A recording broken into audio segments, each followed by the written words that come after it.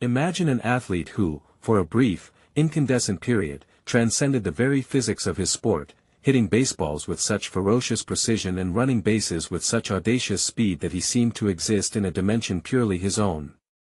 Picture a player who didn't just play the game, but redefined what was possible, leaving pitchers utterly bewildered and fans screaming in a collective delirium.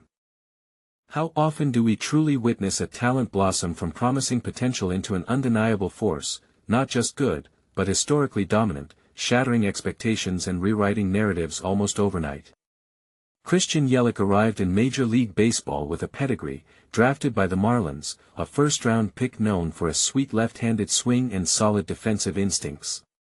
He was a dependable, consistent player, the kind of guy every team wanted, producing respectable numbers year after year. He had that smooth, effortless grace in the outfield, that quiet intensity at the plate, hinting at something more, but never quite unleashing the beast that lay dormant. He played 5 seasons in Miami, demonstrating flashes of brilliance, always hovering around a .290 average, hitting some doubles, stealing a few bases. A good player. A very good player. But then, something shifted, a tectonic plate beneath the baseball landscape, and Yelich became more than just good. He became mythical. What happens when a reliable professional transforms into an unstoppable juggernaut, a batter so locked in that every at-bat feels like a guaranteed highlight? Could anyone have predicted the seismic explosion that was about to unfold, particularly after a trade that sent him to the Milwaukee Brewers, a fresh canvas for his burgeoning power? Was it the change of scenery, a new lineup, the fervent energy of a passionate fan base, or simply the perfect confluence of his talent and opportunity, that suddenly unlocked the truly prodigious power lurking within his frame? How did this man, known for gap-to-gap doubles and a high batting average, suddenly start launching baseballs into orbit with an almost casual contempt for the opposition? Could you believe the numbers he was putting up, a statistical anomaly that seemed ripped from a video game cheat code?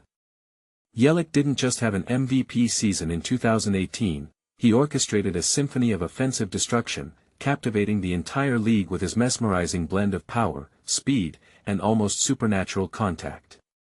He slashed .326/.402/.598, with 36 home runs, 110 RBI, and 22 stolen bases, leading the National League in batting average, slugging percentage, and OPS.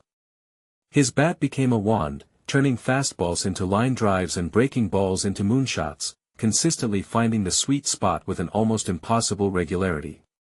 He started the season quietly, but by the All-Star break, the whispers began, and by September, he was roaring, hitting .367 with 10 homers in the final month to lead the Brewers to an improbable division title, igniting an entire city with his heroics. During this historic run, Yelich achieved something truly rare. He became just the second player in MLB history to hit for the cycle twice against the same team in a single season, a testament to his comprehensive hitting prowess that covered every corner of the park against the Cincinnati Reds. Each swing was a masterclass in controlled aggression, each stride on the base paths a calculated risk, often turning singles into doubles and doubles into triples, relentlessly pressuring defenses. His MVP year wasn't merely a collection of impressive statistics, it was a visceral experience, a relentless barrage of electrifying moments that left you breathless, making you feel as if you were witnessing the very best of baseball, every single night. Then, after such an earth-shattering performance, how could a player possibly follow that up, especially when the league now understood the gravity of his threat? What if he didn't just replicate it, but somehow, impossibly, improved on it, pushing the boundaries of what we thought was even humanly possible for an encore?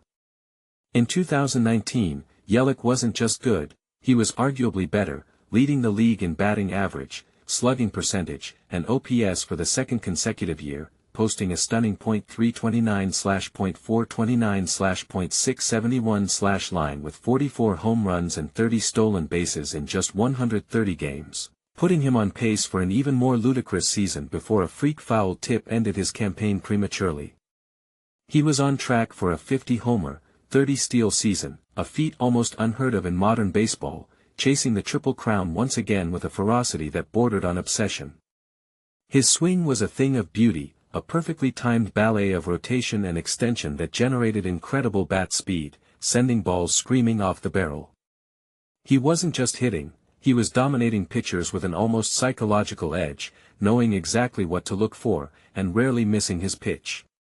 It's a little-known fact that Yelich, during his peak, had one of the lowest swing and miss rates on pitches in the strike zone among power hitters, demonstrating an uncanny ability to make contact even on difficult pitches, reflecting an almost savant-like eye at the plate. This was a player operating at the absolute zenith of his powers, a force of nature that baseball hadn't seen in generations, leaving opponents scrambling for answers that simply didn't exist. What was it about his unique skill set that made him such a singular, terrifying threat to opposing teams? How did he seamlessly blend elite contact skills with burgeoning power, speed on the bases, and a knack for clutch performances that seemed to defy explanation? Yelich was never just a slugger, he was a pure hitter, capable of spraying the ball to all fields, finding the gaps with surgical precision, often turning what would be a single for others into a double with his explosive first step. His base running wasn't merely about raw speed, but intelligent aggression, reading pitchers and catchers, turning heads-up plays into extra bases, constantly forcing errors and creating scoring opportunities out of thin air. He ran the bases with a daring that often left commentators gasping, sliding into bases with a fluid artistry. And then there were the clutch moments, the walk-off homers, the game-tying hits, the moments when the pressure was at its absolute highest, and Yelich, with an almost supernatural calm, would deliver exactly what his team needed. He possessed a rare five-tool capability, not just excelling in one or two areas, but genuinely impacting the game in every facet, hitting for average, hitting for power, running, fielding, and a powerful arm. It was a package that, when firing on all cylinders, made him virtually uncontainable, an offensive vortex pulling the entire game into his orbit. What kind of legacy does a player forge when his peak is so stratospheric, yet so unexpectedly truncated by the cruel hand of injury? How does a superstar, who gave his city the most exhilarating baseball in decades, cope with the relentless battle against physical limitations, and how does that reshape our perception of his greatness? Yelich became the face of the Brewers, a beloved icon who brought a championship contender to a small market, infusing the team and its fans with an electric sense of hope and belief. He ignited a fan base, transforming playoff contenders into legitimate World Series aspirations, carrying the hopes of an entire city on his broad shoulders. Even as injuries began to mount in the seasons following his MVP years, requiring him to adapt his game and fight through persistent back issues, his mere presence in the lineup still commanded respect and instilled fear in opposing pitchers. He became a symbol of what could be, and also what could be taken away. One intriguing aspect of Yelich's journey is how he meticulously studied other left-handed hitters like Ken Griffey Jr. and Ted Williams, not just for their swings, but for their mental approach to hitting, constantly refining his own psychological game at the plate. His battles with injuries, while frustrating for fans, also highlighted the immense physical toll that playing at such an elite level takes on the human body, turning every at-bat into a testament to his enduring dedication. But here's the most unsettling truth about Christian Yelich's incandescent peak: after those two unbelievable seasons, where he was arguably the best hitter on the planet, he never again reached those statistical heights, becoming a stark reminder of how fragile and fleeting absolute dominance can be in baseball. It's almost as if he was a superhero who gave all his powers in a single, epic battle, leaving him changed forever, destined to chase a shadow of his former self.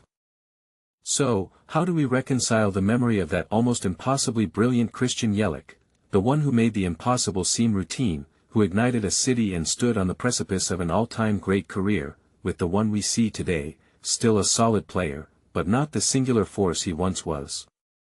We smile at the memory of those explosive swings, the effortless speed, the sheer audacity of his brilliance, a phenomenon that truly broke baseball's algorithm, proving that sometimes, even in a game governed by statistics, a player can simply transcend, if only for a moment, the expected.